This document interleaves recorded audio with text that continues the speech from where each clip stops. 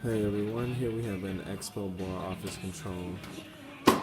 This unit wasn't getting any pressure to the group head, so we ended up changing the pump and it was working fine. But then we noticed that the control board where you choose what type of shot you want to run wasn't working. So we actually had to take off the front bit and ordered a brand new control board and replace that. But now she's working fine, so let's run a shot and see. Red light is on, pressure is built. And there you have it. Comes out a bit strong.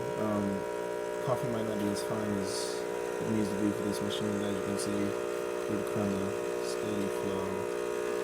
Really good shot.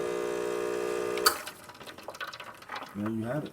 Thank you for watching this video. Please give it a thumbs up and subscribe to our YouTube channel for more content like this every day. See you next time.